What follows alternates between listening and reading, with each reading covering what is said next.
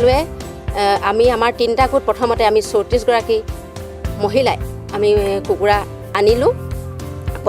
আমি প্ৰথম বেষ্টত আনিছিলোঁ আমি কামৰূপা আনি পেলাই প্ৰথম আমি চালোঁ।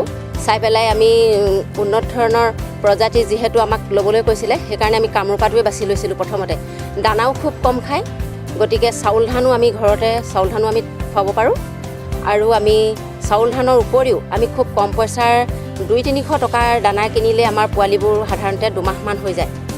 আমি দেখিলোঁ যে প্ৰথমতে আমি যিখিনি কুকুৰা পোৱালি কামৰূপা আনিছিলোঁ সেইখিনি আমি 2 মাহৰ ভিতৰতে 2-3 মাহৰ ভিতৰতে মানে 1 কিলো ওপৰত হয়। আৰু 3 মাহ হৈ যোৱাৰ পাছত কুকুৰাখিনি বিক্ৰীব পৰা হয়। যিহেতু আমি পুষ্টিকৰ খাদ্য ঘৰতে কণীও পাব পাৰোঁ 4.5 মাহৰ ভিতৰত, আৰু লগতে আমি মাংসও পাব পাৰোঁ। সেইকাৰণে আমি সেই কথাটো চিন্তা কৰিয়ে আমি 3টা গোটে প্ৰথমতে আমি আৰম্ভ কৰিছিলোঁ।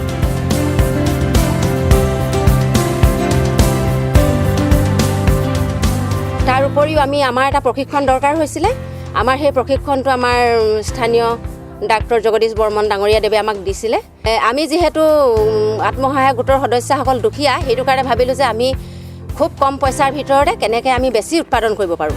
সেই হেতুকে আমি চবেই চিন্তা কৰি পেলাই আমাৰ এতিয়া ঘৰে ঘৰে কামৰূপা আৰু কলিংগ ব্ৰাউন কুকুৰা আছে।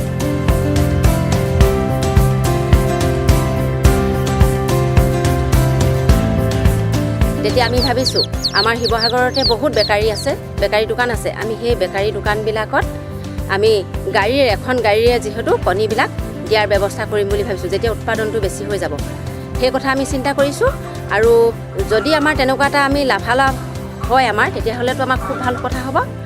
আৰু এতিয়া যি মাংস, সেই মাংসখিনি আমাৰ নাজিৰাৰ পৰা আহি পেলাই আমাৰ লোকেল যিখিনি মানে ব্যৱসায়ী আছে সেই ব্যৱসায়ীখিনি আমাৰ 1 কিলোত আপোনাৰ 250 টকা আৰু 240 টকা এনেকৈ কৰি পেলাই এতিয়াও আমাৰ বহুত ইয়াৰ পৰা নিছে। প্ৰায় আমাৰ কিজানি এতিয়া আমি ক'ব পাৰোঁ 20-25 কিলো তাতকৈ প্ৰতি ঘৰে মানে তাৰ ওপৰত বিক্ৰী কৰি আছে।